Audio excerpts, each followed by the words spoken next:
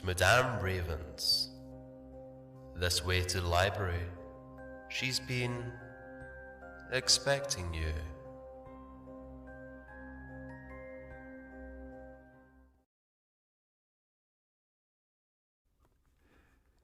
The Secret of the Two Plaster Cats by J. Sheridan Le Fanu and Sir Charles Young. Years before the accession of Her Majesty Queen Victoria, and yet at not so remote a date to be utterly beyond the period to which the reminiscence of our middle-aged readers extend, it happened that two English gentlemen sat at table on a summer's evening after dinner, quietly sipping their wine and engaged in desultory conversation. They were both men known to fame. One of them was a sculptor whose statues adorned the palaces of princes, and whose chiseled busts were the pride of half the nobility of his nation. The other was no less renowned as an anatomist and surgeon. The age of anatomists might have been guessed at 50, but the guess would have been erred on the side of youth by at least 10 years. That of the sculptor could scarcely be more than 35. A bust of the anatomist so admirably executed as to present, although in stone, the perfect similitude of life and flesh, stood upon a pedestal opposite to the table at which sat the pair, and at once explained at least one connecting link of companionship between them. The anatomist was exhibiting, for the criticism of his friend, a rare gem which he had drawn from his cabinet. It was a crucifix magnificently carved in ivory and encased in a setting of pure gold. "The carving, my dear sir," observed Mr. Fiddley, the sculptor, "is indeed, as you say, exquisite. The muscles are admirably made out, the flesh well modelled, wonderful for the size and material, and yet, by the by, on this point you must know more than I. The more I think upon the matter, the more I regard the artistic conception as utterly false and wrong." "You speak in riddles," replied Dr. Carnell. "But pray go on and explain." "It is a fancy I first had in my student days," replied Fiddles.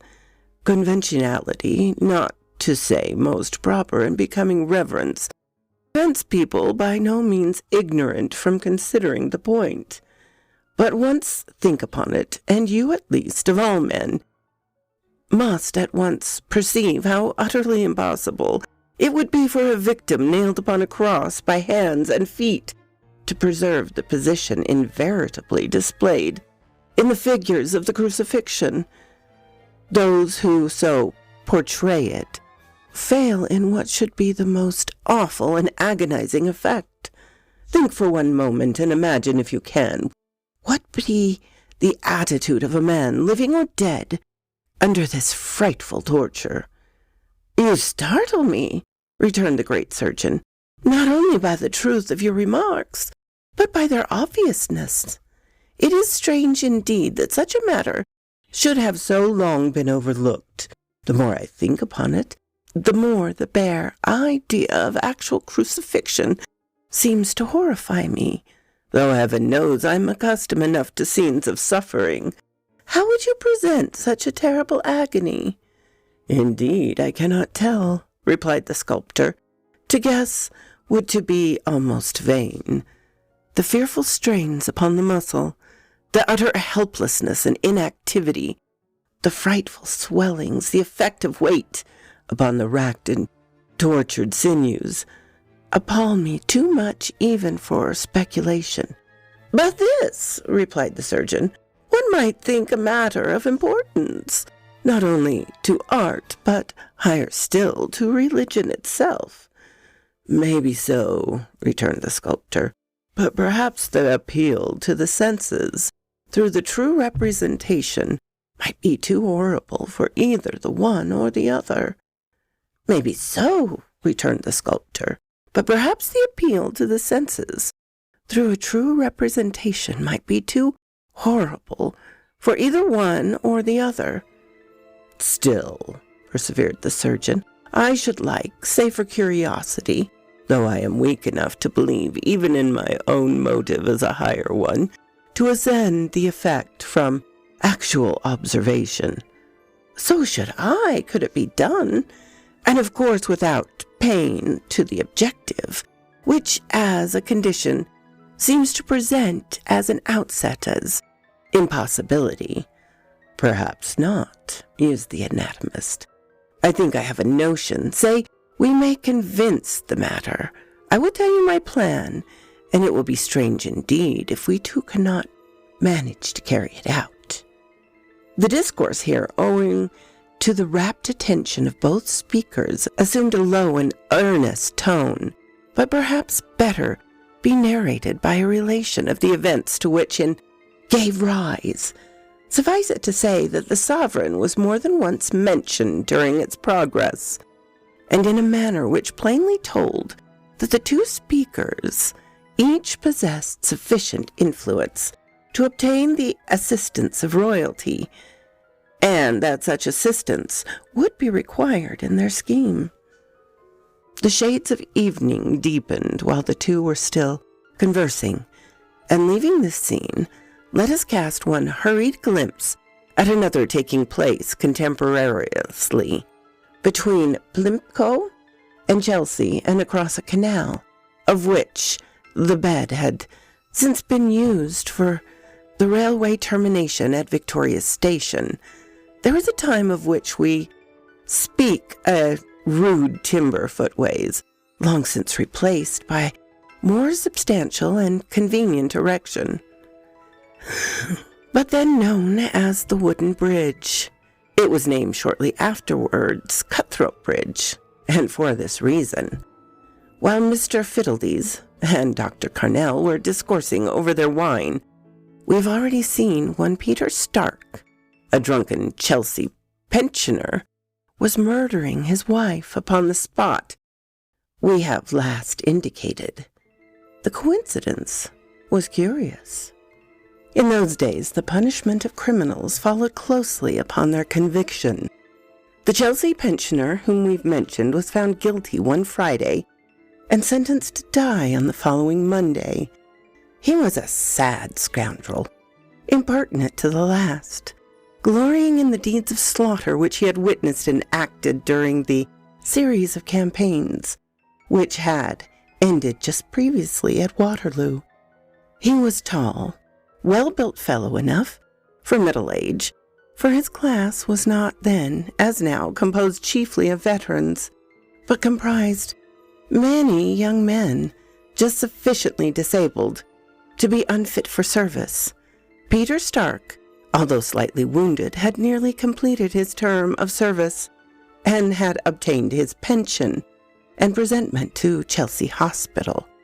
With his life we have but little to do, save as regard its close, which we shall shortly endeavor to describe far more vicariously and at some greater length than set forth in the brief account which satisfied the public of his own day, and which, as embodied in the columns of the journals then appeared, ran thus: "On Monday last, Peter Stark was executed at Newgate for the murder at Wooden Bridge, Chelsea, with 4 others of various offences. After he had been hanging only for a few minutes, a respite arrived, but although he was promptly cut down, life was pronounced to be extinct. His body was buried within the prison walls." Thus far history. But the conciseness of history far more frequently embodies falsehood than truth. Perhaps the following narrative may approach more nearly to the facts. A room within the prison had been, upon that special occasion, by high authority, allotted to the use of Dr. Carnell and Mr. Fiddledies, the famous sculptor, for the purpose of certain investigations connected with art and science. In that room, Mr. Effigies, while wretched Peter Stark was yet swinging between heaven and earth, was busily engaged in arranging a variety of implements and materials, consisting of a large quantity of plaster of Paris, 2 large pails of water, some tubs, and other necessities of the molder's art. The room contained a large deal table, a wooden cross, not neatly planed and squared at the angles, but of thick, narrow, rudely sawn oak plank, fixed by strong, heavy nails. And while Mr. Effigies was occupied, the executioner entered, bearing upon his shoulders the body of the wretched Peter, which he flung heavily upon the table. "You are sure he's dead?" asked Mr. Effigies. "Dead as a herring," replied the other, "and yet just as warm and limp as if he had only fainted." "Then go to work at once," replied the sculptor, as turning his back upon the hangman, he resumed his occupation. The work was soon done. Peter was stripped and nailed upon the timber, which was instantly propped against the wall. "As fine a one as I ever see," exclaimed the executioner, as he regarded the defunct murderer with the expression of admiration, as if his own handiwork in having abruptly diminished such a magnificent animal. "Drops a good bit for hard, though." "Shall I tie him up round the waist, sir?" "Certainly not," replied the sculptor. "Just rub him well over with this oil, especially his head, and then you can go. Dr. Carnell will settle with you." "All right, sir." The fellow did as ordered and retired without another word, leaving the strange couple, the living and the dead, in the dismal chamber. Mr. Effigies was a man of strong nerve in such matters. He had been too accustomed to taking posthumous casts to trouble himself with any sentiment of repugnance as his approaching task of taking what is called a pre-mold from a body. He emptied a number of bags of white powdery plaster of Paris onto one of the larger vessels, poured it into a pail of water, and carefully stirred up the mass, when a sound of dropping arrested his ears. "There's something leaking," he muttered, as he took a second pail and emptied it again into the composition. "It's strange," he soliloquized half aloud. "There's no more water, and yet—" The sound was heard again. He gazed at the ceiling. There was no signs of damp. He turned his eyes to the body, and something suddenly caused him a violent start. The murderer was bleeding. The sculptor, despite his command over himself, turned pale. At that moment, the head of Stark moved, clearly moved. It raised itself convulsively for a single moment. Its eyes rolled, and it gave vent to a subdued moan of intense agony. Mr. Effigies fell fainting on the floor as Dr. Carnell entered. It needed but a glance to tell the doctor what had happened. Even had not Peter just then given another vent to a low cry. The surgeon's measures were soon taken. Locking the door, he bore a chair to the wall which supported the body of the malefactor.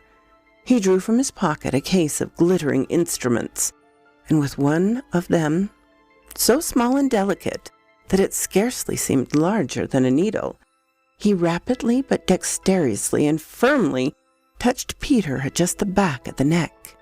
There was a wound no larger than the head of a small pin, and yet the head fell instantly, as though the heart had been pierced. The doctor had divided the spinal cord, and Peter Stark was dead indeed. A few minutes sufficed to recall the sculptor to his senses. He at first gazed wildly upon the still supine body, so painfully recalled to life by the rough venesection of the hangman and the subsequent friction of anointing his body to prevent the adhesion of the plaster. "You need not fear now," says Dr. Carnell. "I assure you he is dead." "But he was alive, surely?" "Only for a moment, and even that scarcely to be called life. Merely muscular contractions, my dear sir. Merely muscle contractions. The sculptor resumed his labor. The body was girthed at various circumferences with fine twine, to be afterwards withdrawn through a thick coating of plaster, so as to separate the various pieces of the mold, which was at last completed. And after this, Dr. Carnell skillfully flayed the body to enable a second mold to be taken of the entire figure, showing every muscle of the outer layer. The two molds were thus taken. It is difficult to conceive more ghastly appearances than they presented. For sculptors' works they were utterly useless, for no artistic, except the most daring of realists, would have ventured to indicate the horror which they represent. Effigies refused to receive them. Dr. Carnell, hard and cruel as he was, for kindness' sake, in his profession, was a gentle, genial father of a family of daughters. He received the casts, and at once consigned them to a garret, to which he forbade access. His youngest daughter, one unfortunate day, during her father's absence, was impelled by feminine curiosity, perhaps a little increased by the prohibition, to enter the mysterious chamber. I think it's human curiosity. Anybody would want to know whether she imagined in the pallid figure upon the cross a celestial rebuke for her disobedience, or whether she was overcome by the mere mortal horror of one or both of those dreadful casts, can now never be known. But this is true. She became a maniac. The writer of this has more than once seen, as no doubt many others, the plaster effigies of Peter Stark after the removal from Dr. Carnell's to a famous studio near Regent's Park. It was there that he heard whispering the strange story of their origin. Sculptor and surgeon are now both long since dead, and it is no longer necessary to keep the secrets of the two plaster casts. So quoth this raven.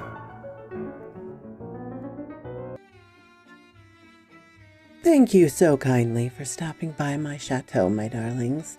It does mean so much to me. Please, if you have not subscribed, as many of you have not, please do so. Give me a like so I know what you would like to hear. And comment. I always love to read your comments. And special thanks to my Patreon and membership supporters. Ciao, darlings.